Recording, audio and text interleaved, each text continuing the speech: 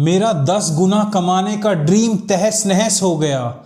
मेरा biggest stock Shankar building products is under SEBI surveillance. It makes 25% of my entire portfolio. अब मेरे साथ क्या होगा? क्या मेरा पोर्टफोलियो पूरी तरह डूब चुका है? मेरी तो तमन्ना इस स्टॉक में 10 गुना कमाने की थी, मैं 2 गुना नहीं कमा पाया। Why God, why? Why is this happening to me? All right, let's take a deep breath. जो मैंने अभी अभी आपको दिखाया ये एक नेचुरल पैनिक रिएक्शन होता है जो नए और इवन एक्सपीरियंस ट्रेडर्स को भी होता है जब उनका फेवरेट स्टॉक या होल्डिंग का टॉप मोस्ट स्टॉक जब सर्वेलेंस मेजर्स में जाता है सेबी के। पर ये सर्वेलेंस मेजर आखिर में होता क्या है और इसने मेरे पोर्टफोलियो को ही क्यों हिट किया? जो नोटिस मैंने रिसीव किया उसको कहते हैं LTASM, long term additional surveillance measure. ये होता है स्टेज 1 में है अभी। तो ये मेजर इंडियन स्टॉक मार्केट का रेगुलेटर सेबी या फिर स्टॉक एक्सचेंजेस द्वारा लगाया जाता है जब भी ये कोई एक्टिविटी देखते हैं किसी पर्टिकुलर स्टॉक में, या तो वॉल्यूम इंक्रीज होता है जिसकी वजह से वॉलेटिलिटी आती है स्टॉक के अंदर, या मैसिव बाइंग एंड सेलिंग देखते हैं। तो क्या है, ये काउंटर करते हैं उसको स्टॉक को LTASM स्टेज 1 में ले जाकर। इसको आप ऐसा सोच सकते हैं कि ये स्पीड बम्प होता है आपकी स्टॉक मार्केट की लॉन्ग टर्म जर्नी में। अब सेबी ये डिसाइड कैसे करता है कि किस स्टॉक को इस लिस्ट में डालना है? क्या ये रैंडमली चुनता है कि भाई मोंटू रीगल का फेवरेट स्टॉक है, इसको डाल दूं मैं इस लिस्ट में? बिल्कुल नहीं। सेबी क्या करता है, सेबी रेगुलर मॉनिटर करता है स्टॉक मार्केट में एक्टिविटीज होती हैं। तो सेबी का मेन फोकस रहता है कि स्टॉक मार्केट में ये केतन पारेख या हर्षद मेहता के टाइम पर जो मैनिपुलेशन होता था ना, उसको कम से कम करना। अब सेबी ये कैसे करता है? सेबी की ये आप कह सकते हैं एक AI बेस्ड अप्रोच है।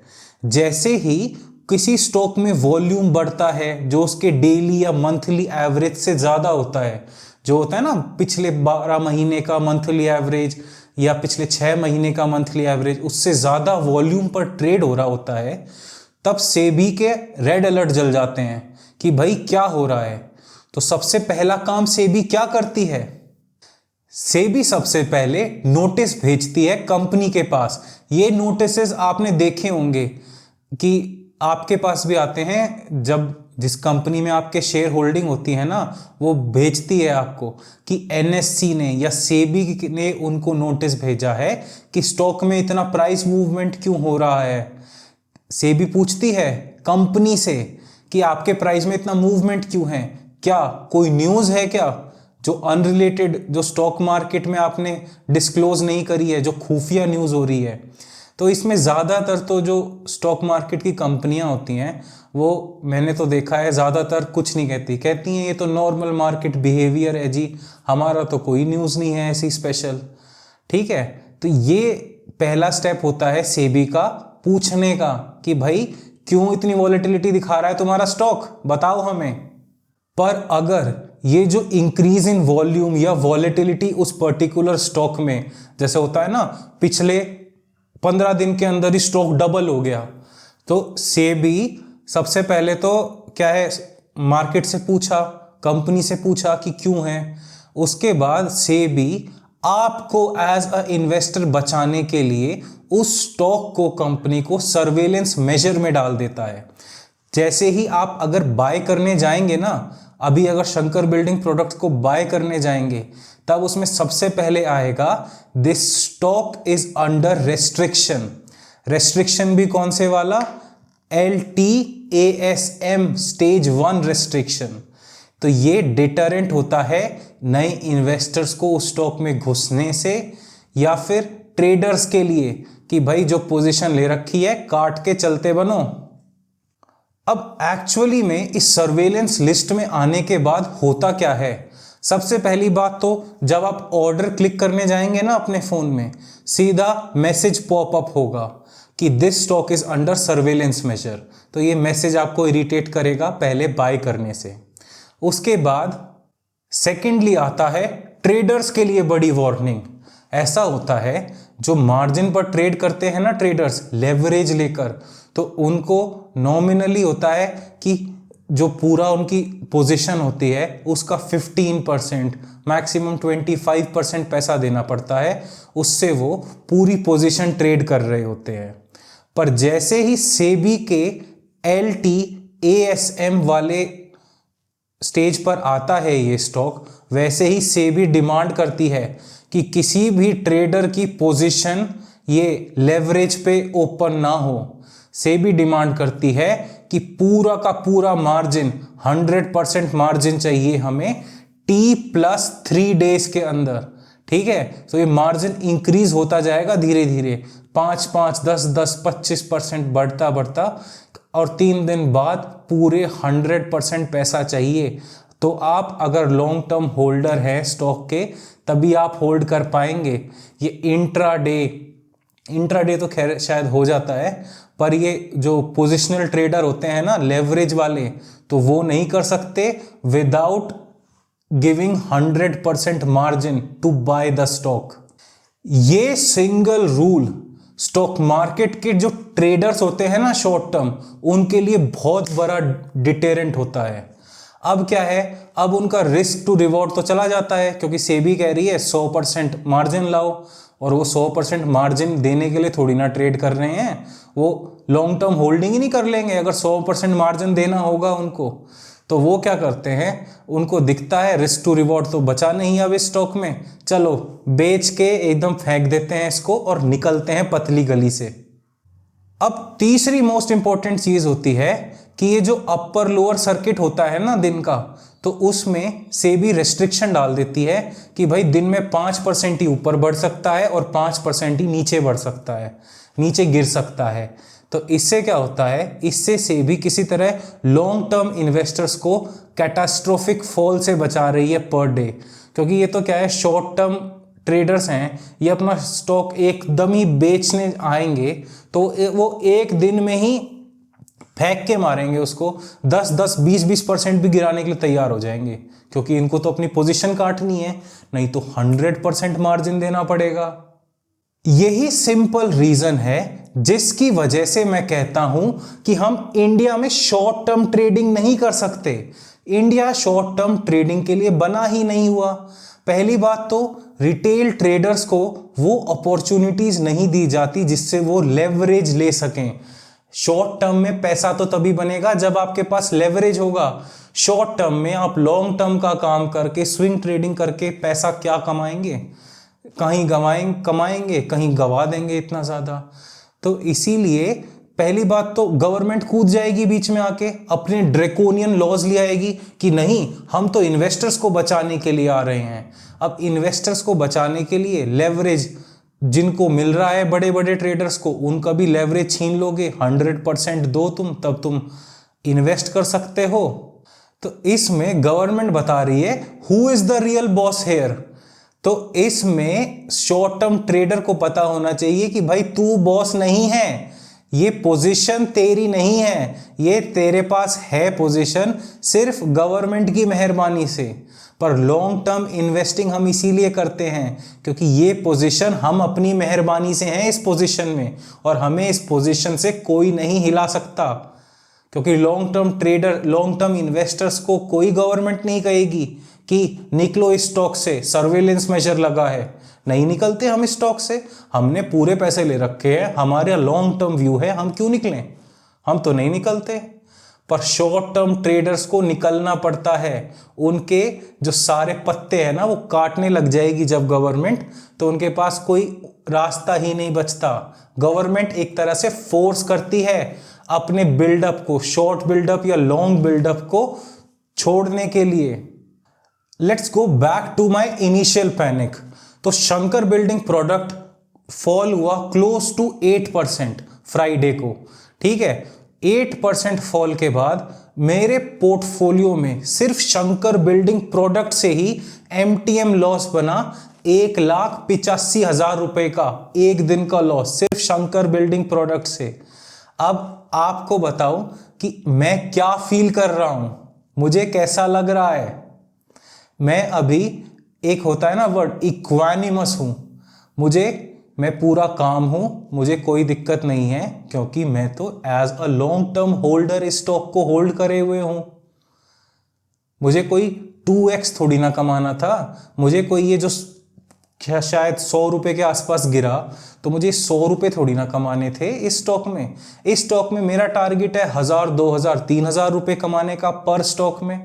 हाँ, और ये 100 रुपए गिर के मुझे डिटर कर देगा? बिल्कुल नहीं।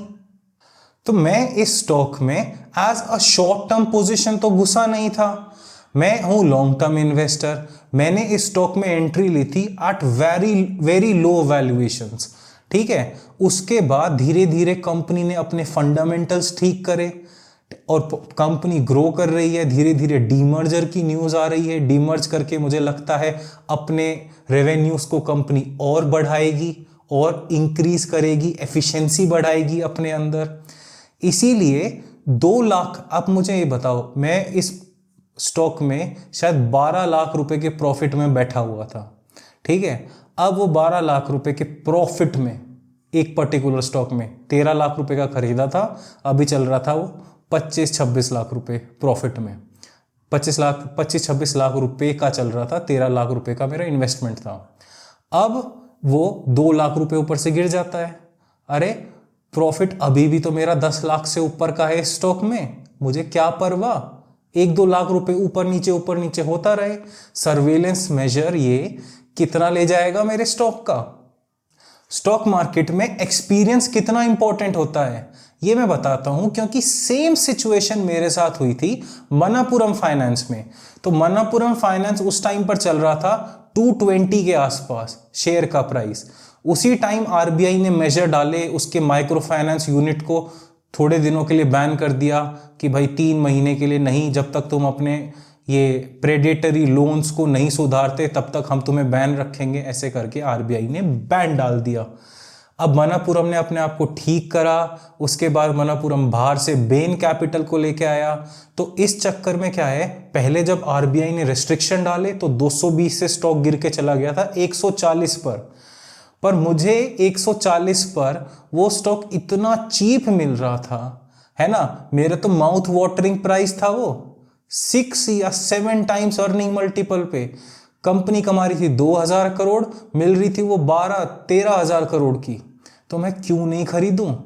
अब मैंने उस टाइम पर शंकर को और ऐड करा, मेरी एवरेज 165 थी, मैंने 145 पर 140 पर भी ऐड करा शंकर, ठीक है। क्योंकि मैं देख रहा था मैनेजमेंट भी ऐड कर रहा था, मैनेजमेंट है ना जो इनके चेयरमैन है, वो भी उस टाइम बाय कर रहे थे 140, 150, 175 पर, ठीक है। तो मैंने ऐड करा, इसीलिए मुझे रिजल्ट क्या मिलता है, मनापुरम ने अभी हाई टच करके आया 284 से ऊपर, ठीक है, 280 के ऊपर टच करके आया, अभी शायद 266, 270 चल रहा है। बड़े बड़े जो फंड्स हैं, फंड हाउसेस, वो बोल रहे हैं, वो टारगेट दे रहे हैं मनापुरम को 305, 280 प्लस होगा दोबारा से। बता भाई, अब जाके, पर उस टाइम पर 140 पे कोई खरीदने वाला नहीं था। आरबीआई की बैन के बाद तो सब फेंक के जा रहे थे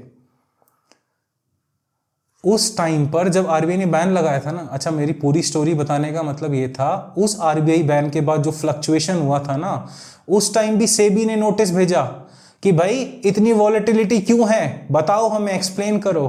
तो फिर इसने, मनापुरम के सीईओ ने एक्सप्लेन करा, भेजा भाई कि ये आरबीआई का बैन लगा है, शायद इसकी वजह से नीचे आया है, या फिर नॉर्मल वॉलेटिलिटी है। फिर उसके बाद क्या है, सर्वेलेंस मेजर फिर बढ़ जाता है। अब क्या है, सेबी का काम सिर्फ long term trader, long term investors को ही प्रोटेक्ट करने का थोड़ी ना है। सेबी तो चाहती है ओवर लेवरेज्ड ट्रेडर्स हैं, शॉर्ट टर्म ट्रेडर्स, उनको भी प्रोटेक्ट करने का। तो सेबी क्या है, सेबी ये मेजर्स इसलिए लाती है इन लोगों को बचाने के लिए कि भाई तुम ये मैनिपुलेटेड मार्केट में कहीं तुम पिस ना जाओ। अब क्या है, तो ये शॉर्ट टर्म ट्रेडर्स इसलिए फंसे रहते हैं। अब हम as a long term investor हैं, जब मुझे मनापुरम 140 पे मिला, 2% के ऊपर डिविडेंड यील्ड पहुंच गया था उसका, हाँ मुझे क्या दिक्कत थी ऐड करने के लिए? मैं तो ये सोच रहा था बढ़ेगा बढ़ जाएगा, नहीं बढ़ेगा 2-3% की डिविडेंड यील्ड हो जाएगी मेरी अगले साल तक, मैं वो डिविडेंड खा के जी लूंगा। है, मैं क्या करूंगा इसको? अगर नहीं भी बढ़ेगा मैं डिविडेंड खा लूंगा, बढ़ेगा तो प्लस है मेरे लिए। और मेरे हिसाब से 140 से 280 होना सीधा वहां से तो डबल हो चुका था, अभी 268-270 के पास चल रहा है। तो मैं तो यही कहूंगा as a long term investor हम खुश हैं डिविडेंड खाने से, ताकि हम वेट करते हैं उस टाइम का जब हमारा स्टॉक या हमारी कंपनी हमें नॉन लीनियर रिटर्न दे।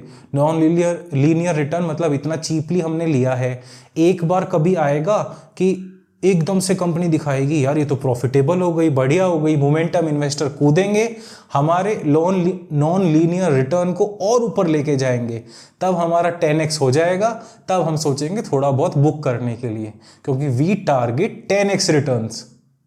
अब मैं रियलिटी बताऊं, पेन ऑफ लॉस तो होता ही है, भले ही वो MTM लॉस देखना हो, ठीक है।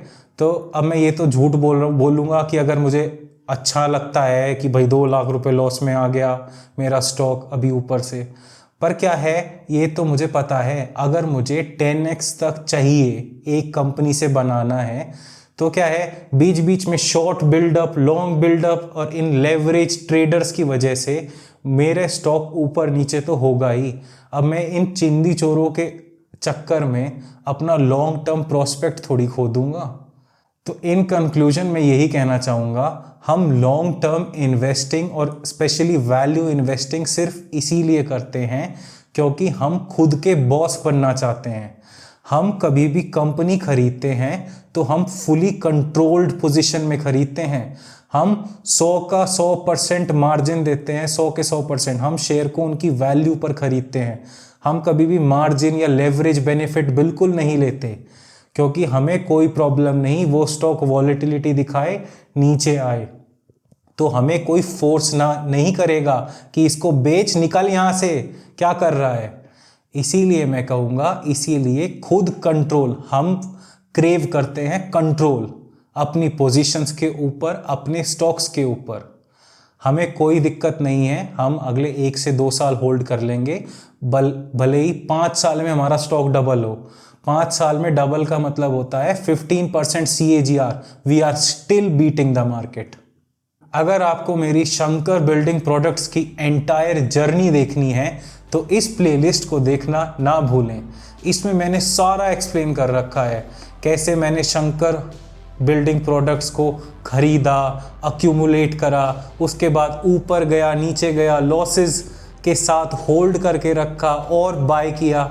अब मैं उसमें ऑलमोस्ट 80 to 90% प्रॉफिट में चल रहा हूं। धन्यवाद।